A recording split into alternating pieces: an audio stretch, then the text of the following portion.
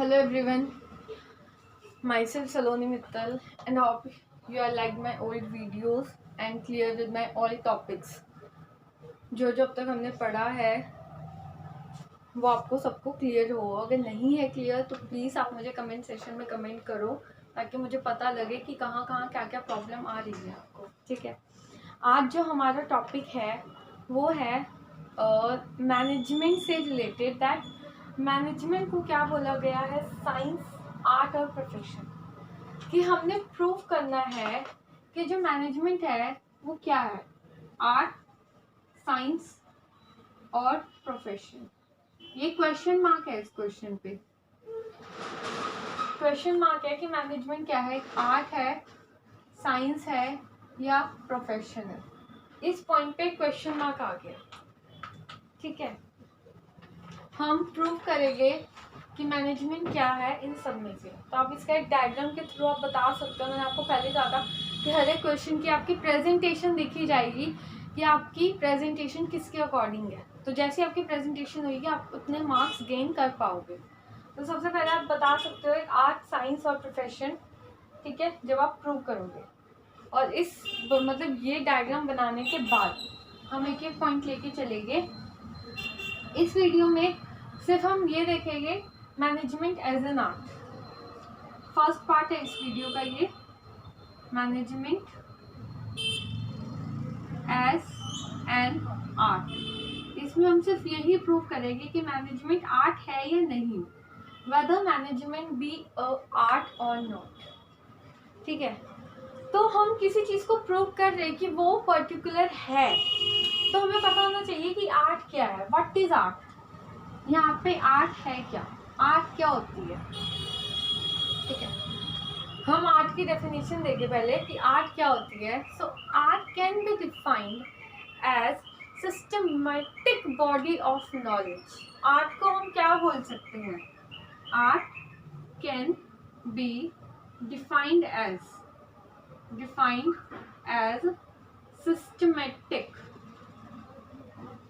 systematic body of knowledge। एक systematic body of knowledge है। Art can be defined as systematic body of knowledge। ठीक है, which require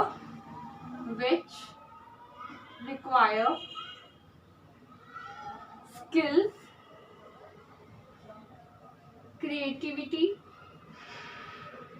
जिसको क्या चाहिए, सिस्टमैटिक बॉडी ऑफ नॉलेज है which require skill, creativity and क्या चाहिए, जिसमें स्किल चाहिए, क्रिएटिविटी चाहिए and practice. Skill, creativity and practice to get perfection. अगर आपको परफेक्शन लेके आनी है तो आपको उसकी ज़्यादा से ज़्यादा प्रैक्टिस करनी पड़ेगी। तो हम आर्ट को ऐसे डिफाइन कर सकते हैं कि आर्ट क्या है, art can be defined as systematic body of knowledge which require skill, creativity and practice to get perfection. वही होगी, सिस्टमैटिक बॉडी ऑफ नॉलेज होगी। ठीक है, जिसको क्या चाहिए, क्रिएटिविटी एंड प्रैक्टिस। किसको क्या चाहिए, क्रिएटिविटी चाहिए और प्रैक्टिस चाहिए। ठीक है, जैसे स्किल्स भी चाहिए, स्किल्स, क्रिएटिविटी एंड प्रैक्टिस। तो हम आर्ट क्या बोल सकते हैं कि एक knowledge, systematic body of knowledge है। मतलब जो कोई भी आर्टिस्ट होएगा उसे अपने प्रोफेशन की, मतलब जो उसका ये है उसकी पूरी नॉलेज है। वो आर्टिस्ट से पहले उसे पता है कि आर्ट क्या है, उसके पास पूरी नॉलेज है। ठीक है, systematic body of knowledge which require skill. उसके अंदर सिर्फ नॉलेज ही नहीं, साथ ही साथ स्किल्स भी होनी चाहिए। आर्टिस्ट बनने के लिए उसके पास स्किल होनी चाहिए कि क्या वो हाथ चला सकता है। एक आर्टिस्ट बनने के लिए हैंड मोस्ट इम्पॉर्टेंट होती है, तो उसके पास वो स्किल है या नहीं है। और साथ ही साथ क्रिएटिविटी एंड प्रैक्टिस। जितना ज़्यादा वो क्रिएटिव होएगा उतनी ज़्यादा उसकी आर्ट अच्छी होएगी, और जितनी ज़्यादा वो प्रैक्टिस करेगा उतनी ही ज़्यादा ऑब्वियसली परफेक्शन लाने के लिए उसे वो चीज़ चाहिए। तो आर्ट का हमने डिफाइन किया, एक बॉडी ऑफ नॉलेज है, एक सिस्टमेटिक बॉडी ऑफ नॉलेज है which require skill, creativity and practice. अगर आप परफेक्ट होना चाहते हो तो आपके पास वो स्किल भी होनी चाहिए और क्रिएटिविटी होनी चाहिए और ज़्यादा से ज़्यादा प्रैक्टिस चाहिए उस चीज़ की, ताकि आप इसमें परफेक्ट हो पाओ। ठीक है, ये था कि मैनेजमेंट एज एन आर्ट, ये उसकी डेफिनेशन। तो डेफिनेशन के बाद क्या पॉइंट आता है, हमने ये बात प्रूव करनी है कि मैनेजमेंट, हमारी क्वेश्चन हमारी यही है, हमने ये बात प्रूव करनी है कि मैनेजमेंट आर्ट है या नहीं है। ये बात हम कैसे प्रूव कर सकते हैं? आर्ट को हमने डिफाइन कर दिया कि आर्ट क्या है, तो to management be an art, ये प्रूव करने के लिए हम कुछ फीचर्स देखते हैं। फीचर्स ऑफ, वो डेफिनेशन के बाद आप ये लिख सकते हो फीचर्स ऑफ आर्ट। आर्ट के कौन कौन से फीचर्स होते हैं हमने अभी डेफिनेशन में ही डिस्कस किए है। हमने डेफिनेशन में ही उसके फीचर्स बताया। सबसे पहला फीचर था systematic body of knowledge, systematic body of knowledge, सबसे पहला पॉइंट। सेकंड पॉइंट क्या था आपका?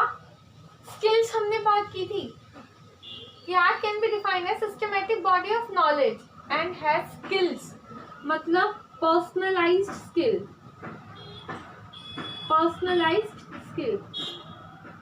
Skill, creativity and practice.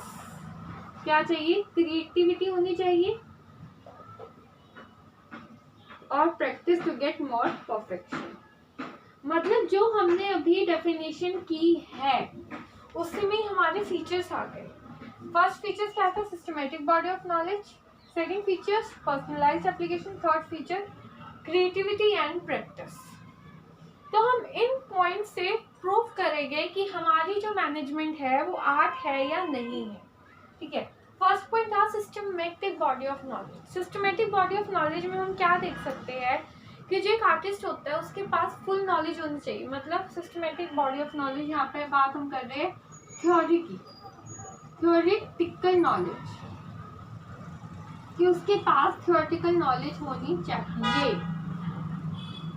वो आर्ट बन रहा है, उसे अपने इस सब्जेक्ट की, मतलब आर्ट की पूरी नॉलेज होनी चाहिए कि आर्ट क्या होती है, ये इसकी वो मतलब इसको कैसे, किस तरह से ये आई है आर्ट, सबसे पहले कहाँ थी, इसके कौन कौन से आर्टिस्ट रह चुके, मतलब जितनी बुकिश नॉलेज वो ले सकता है आर्ट के ऊपर, उसके पास पूरी नॉलेज होनी चाहिए। ठीक है, आर्टिस्ट वही बन सकता है जिसके पास फुल नॉलेज होगी, थ्योरेटिकल नॉलेज होगी। और आर्ट के ऊपर है काफ़ी नॉलेज है, बहुत सी बुक्स प्रेजेंट है।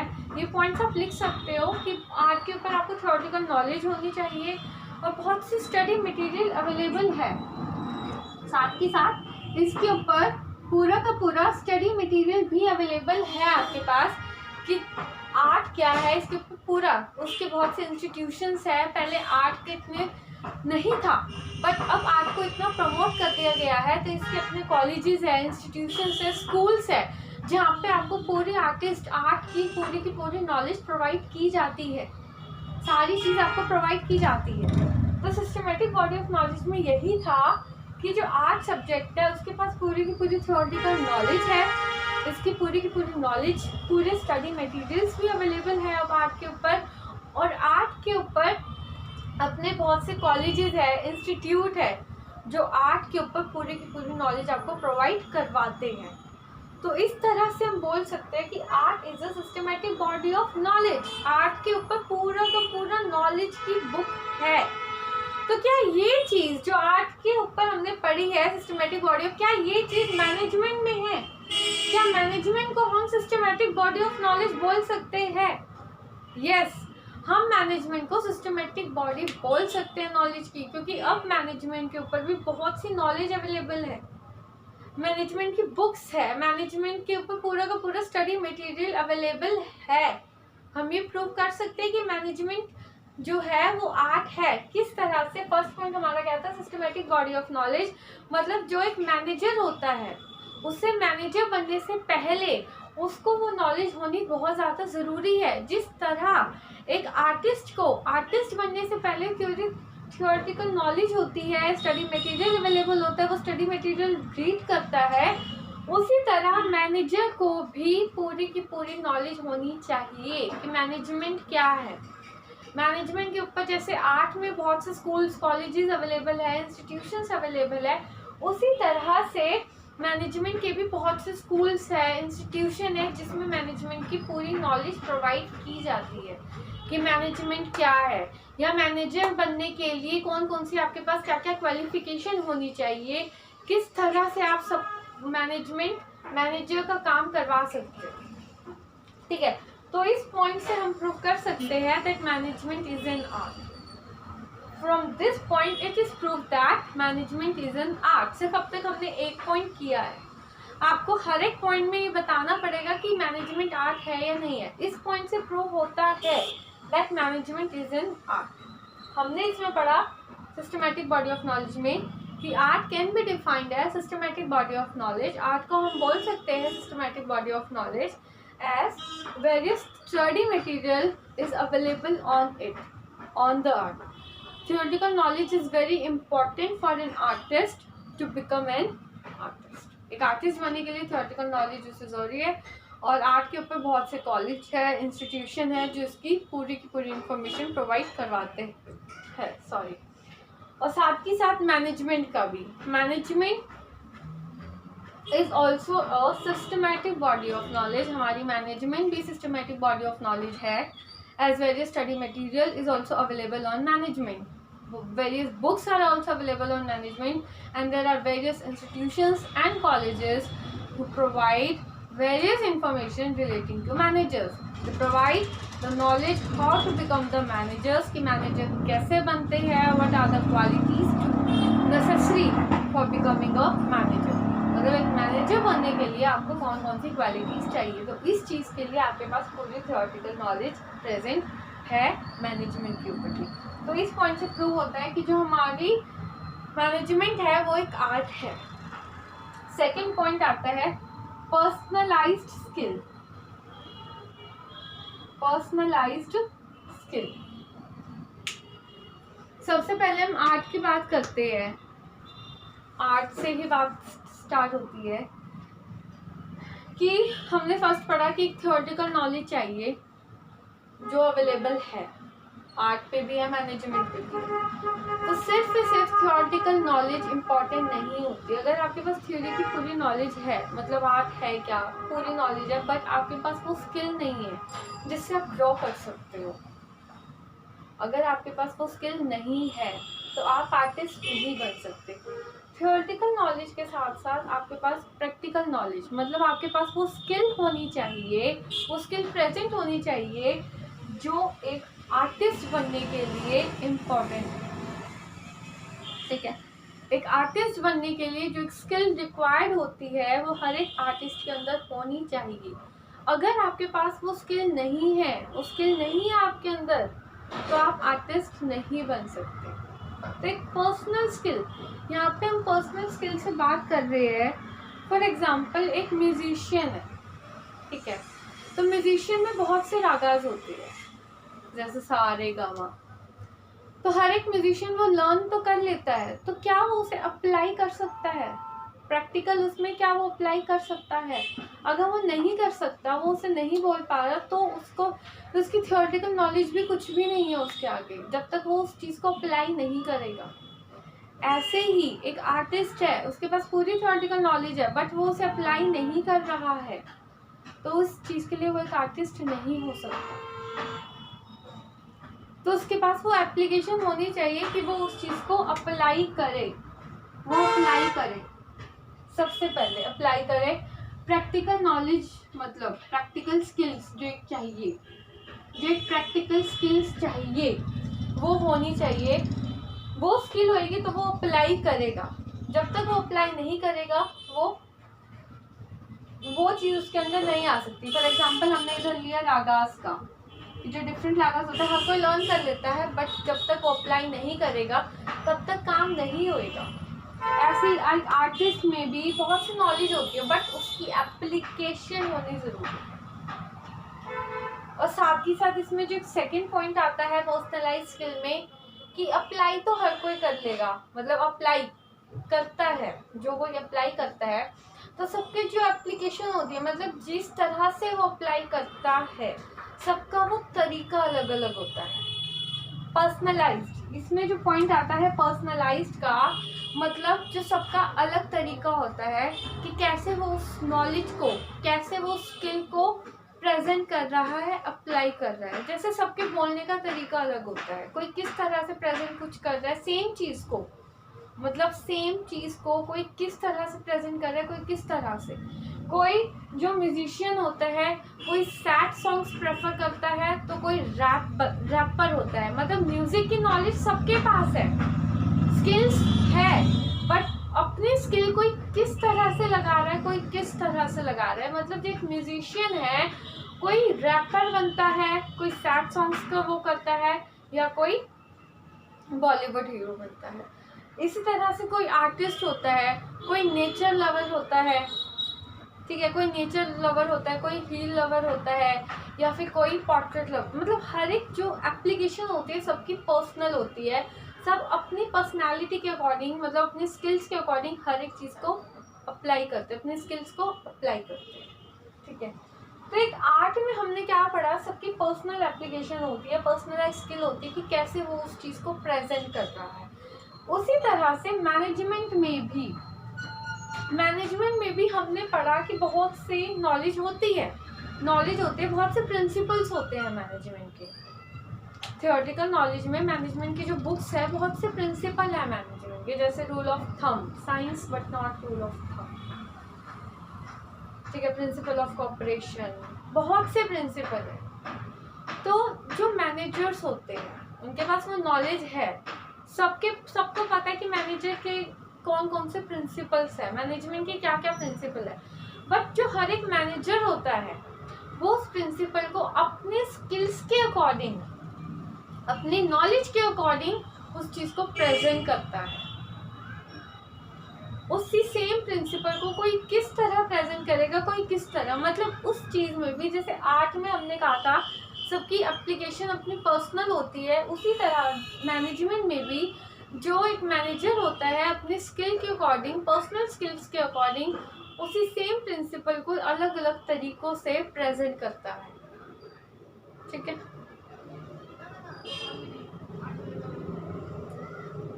मतलब जितनी उनके पास वो स्किल होएगी, जितनी उसकी नॉलेज होएगी, वो अपनी ही नॉलेज के अकॉर्डिंग, अपनी ही स्किल्स के अकॉर्डिंग उस प्रिंसिपल को अप्लाई करता है। तो इस पॉइंट के अकॉर्डिंग भी पर्सनलाइज स्किल जो हमने सेकंड पॉइंट किया है, इस पॉइंट के अकॉर्डिंग भी हम ये कह सकते हैं कि जो मैनेजमेंट है वो एक आर्ट है। Management is proved as an art.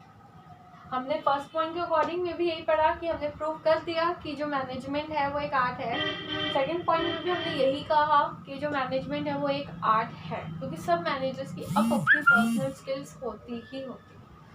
Third point इसमें जो आता है क्रिएटिविटी एंड प्रैक्टिस, ठीक है। सबसे पहले हम आर्ट का देखते हैं।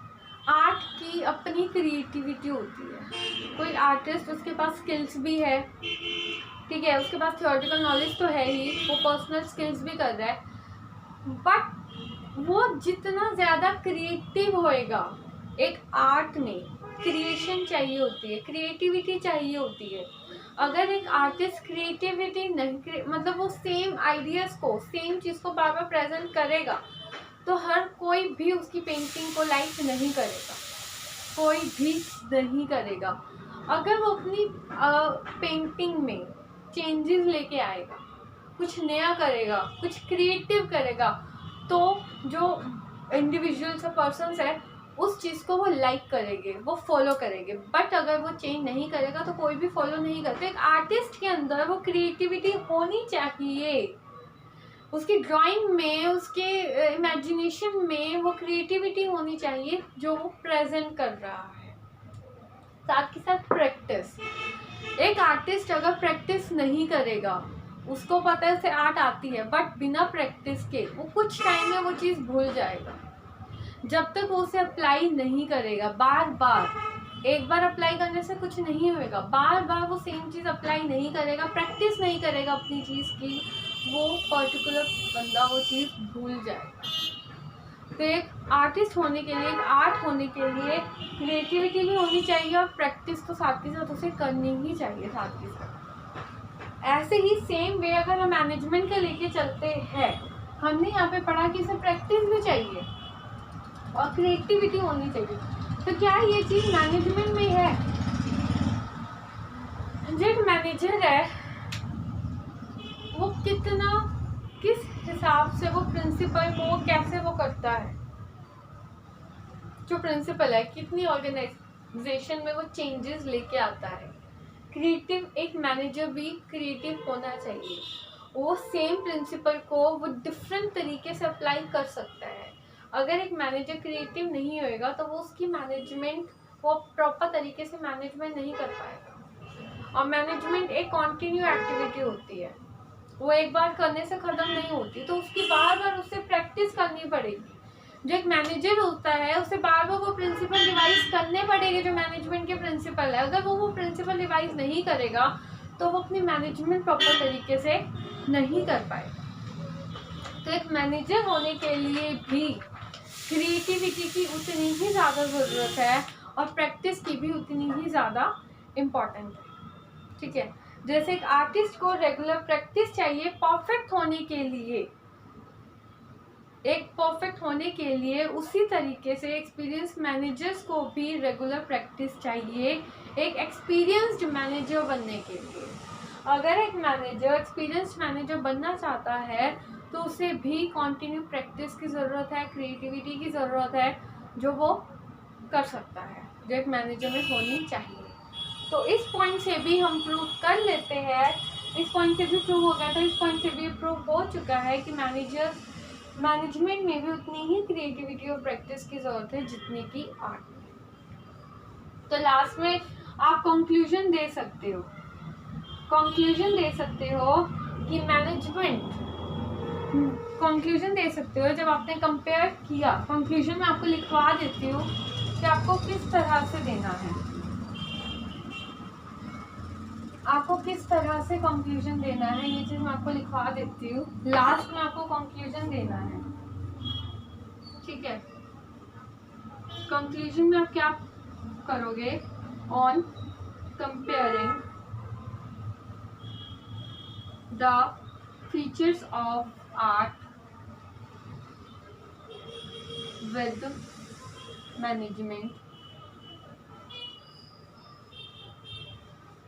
जब आपने कंपेयर किया है features of art with management, it can be said that, ये कहा जा सकता है दैट मैनेजमेंट कि ये हमने क्या बोला है, ये कहा जा सकता है that management can be defined as an art as all the features of management are present, all the features of art are present in management.